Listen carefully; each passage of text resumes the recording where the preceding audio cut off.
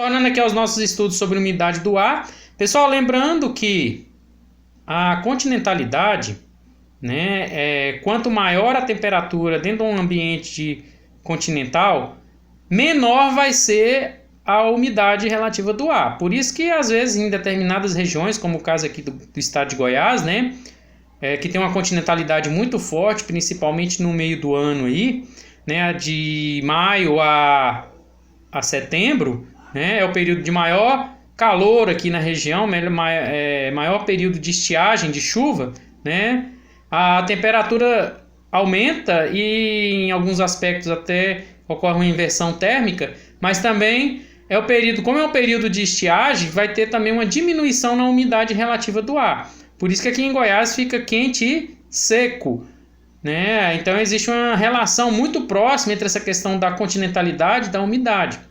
Lá na maritimidade, você tem, por conta da brisa marítima, você tem, por exemplo, uma umidade no ar, provocada pelo mar, pela maresia, certo? Por isso que às vezes lá como eu citei para vocês, no caso do Rio de Janeiro é 40 graus, mas às vezes por conta do ar estar bastante úmido, Belém do Pará também tem essa característica, né? A umidade é muito grande por conta da maresia do mar, né? Ok? Bom, tipos de umidade. Umidade absoluta é a quantidade total de vapor da água existente no ar. É um valor absoluto, um valor total. Já a umidade relativa é a quantidade de vapor de água existente no ar e que pode variar de 0% a 100%, né?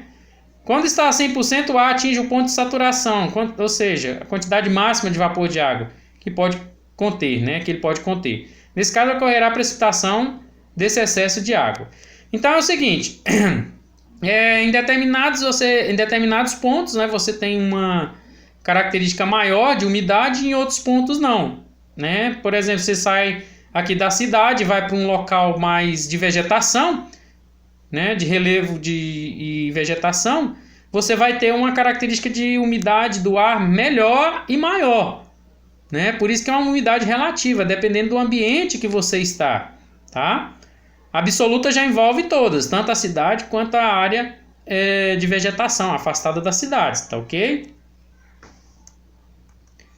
Bom, outra coisa importante para a gente tratar dentro dos elementos do clima é a pressão atmosférica, né?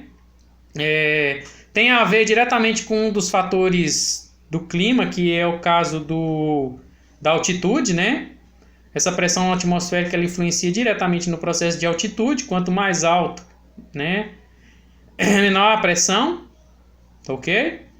É a força exercida pela massa de gases da atmosfera sobre uma determinada superfície. É quando o ar, pessoal, ele fica pesado, ele fica rarefeito. Vou dar um exemplo básico para vocês e bem didático. Quando o alpinista ele está indo em direção ao topo da montanha, né, à medida que ele vai subindo, a pressão vai aumentando, tá?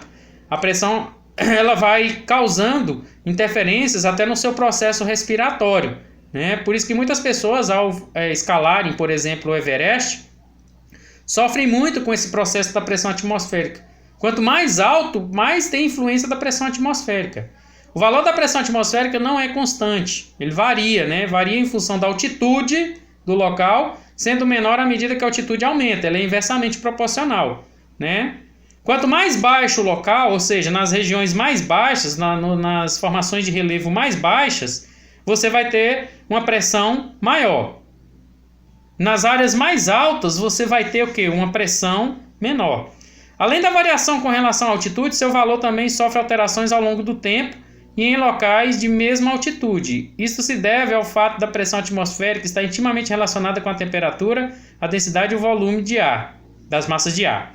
Quanto mais alta a altitude, menor é a pressão. E, por sua vez, quanto menor a altitude, mais alta é a pressão. Tá ok? Então, a pressão ela tem a ver diretamente com o fator climático chamado de altitude. Tá? Quanto mais alto, menor a pressão. Quanto mais baixo, maior a pressão. Por isso que aqui nas regiões, né, onde a gente tem baixas altitudes, a pressão é maior. Então você não precisa forçar seus pulmões para respirar, né? Enquanto você vai para grandes elevações, você tem que tentar puxar mais o ar para seus pulmões, né?